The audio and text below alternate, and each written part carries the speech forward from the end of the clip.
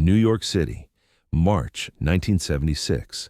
Friday night, 11:30 p.m. A basement on Delancey Street, 23 people watching, money on chairs, cigarette smoke hanging in the air.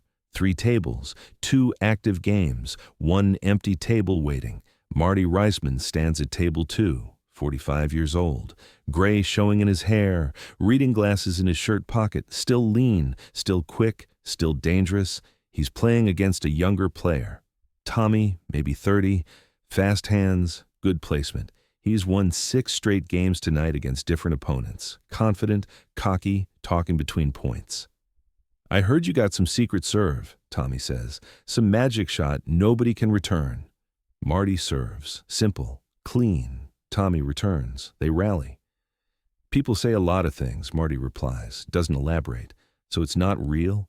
Just urban legend?" Marty wins the point. "What do you think?" "I think if it was real, you'd use it." "Maybe I am using it." Tommy laughs. "That wasn't it. That was a normal serve. I returned it fine." Marty serves again. Different spin. Tommy returns, but weaker. Off balance. Marty attacks. Wins the point. "How about now?" Marty asks.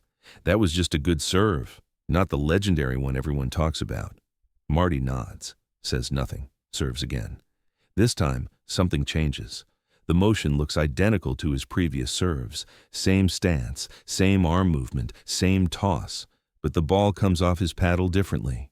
The spin is wrong. The trajectory is deceptive. Tommy reads it as backspin, positions for backspin. But when his paddle makes contact, the ball shoots forward. Heavy topspin. Flies past him, untouched. Tommy freezes. What was that? A serve. That's not possible. The spin, the motion, it didn't match. How did you do that? Marty doesn't answer, just serves again. Same motion, different result. This time, the ball curves left when it should curve right. Tommy swings where the ball should be, hits nothing. "Again," Tommy demands. "Do it again." Marty obliges. 3rd time. The ball does something different again. Looks like it's diving short. Tommy moves forward, but the ball carries long, lands deep, unreturnable. Tommy stares at his paddle, then at Marty. "That's it. That's the serve everyone talks about." "Maybe." "How?" "Practice." That's not an answer. The motion doesn't create that spin. Physics doesn't work that way. There's something you're doing that I can't see. Marty serves again. Regular serve. Tommy returns it. They play the point. Marty wins. "You hit it," Tommy says. "Just now you didn't use it. You're messing with me. Or I use it every time and you only notice when you can't return it." The game ends. Marty wins 11-7. Tommy pays $200, hands it over still looking confused. "Will you teach me that serve?" Tommy asks. "No." "Why not?" "Because you'd use it the same way I do, and then someone would learn it from you, and eventually it wouldn't be special anymore." "So you're hoarding it?" "I'm preserving it."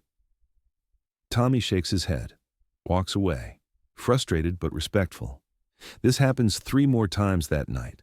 Different opponents, same serve, same confusion, same request to learn, same refusal. By 3 a.m., word has spread.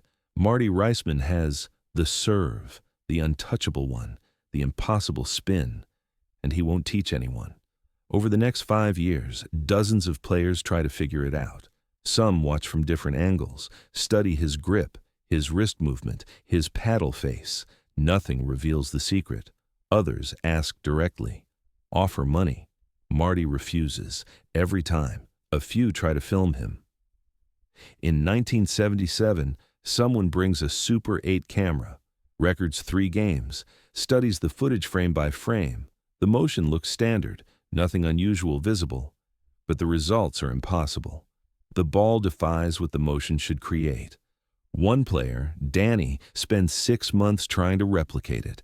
He practices Marty's stance, his toss, his swing, gets close, but never exact. His version is predictable. Marty's isn't. In 1978, a physics student named Michael approaches Marty at a tournament, says he's writing a paper on spin mechanics in table tennis, wants to understand the serve, not to use it, just to document it. Marty listens, considers, then declines. Why? Michael asks. This could be important. Understanding the physics could advance the sport.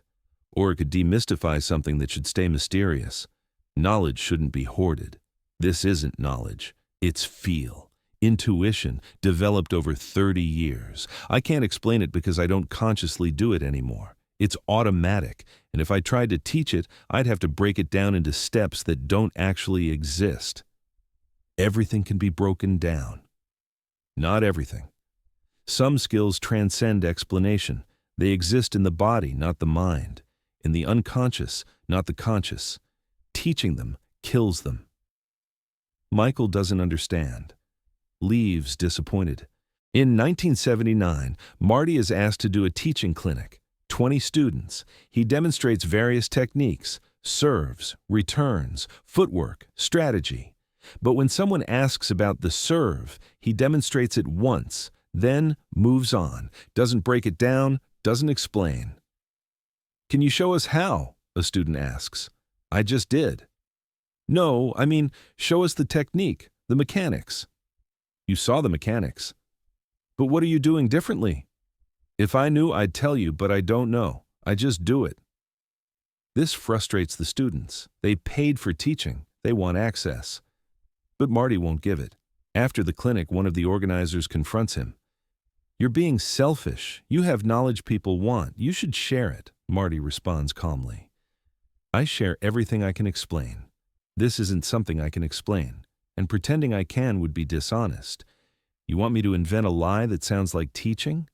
Make up mechanics I don't actually use? That would be worse than saying nothing. So you'll just take it to your grave?" Probably. And he does. Over the next 20 years, Marty continues playing. The serve remains, still untouchable, still mysterious, still requested and refused. In 1985, a documentary filmmaker wants to include him in a project about underground ping pong, wants to film the legendary serve, break it down with slow motion, analyze it. Marty agrees to be filmed, agrees to demonstrate, but refuses analysis. Show it, don't explain it. Some things should stay magic. The footage appears in the documentary. 3 serves, different spins, all impossible looking, all unreturned. No explanation, just mystery. Viewers watch, wonder, some try to copy, all fail. In 1994, Marty is 63, still playing, less frequently, his body aging, reflexes slower, but the serve remains, muscle memory deeper than conscious thought. A young player named Jason, 18 years old, asks to train with him. Marty agrees. They practice for 6 months. Marty teaches footwork, strategy, placement, everything he can articulate. Jason finally asks, "What about the serve?" "What about it?" "Will you teach me?" "Can't." "Won't." "Both. I can't explain it. And if I could, I wouldn't.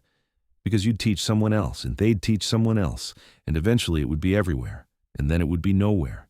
Uniqueness can't be replicated. The moment it's copied, it stops being what it was." "So it dies with you?" "Yes." "Doesn't that bother you? Losing something you created?" "I didn't create it. I discovered it. Through accident and repetition and 10,000 hours of experimentation.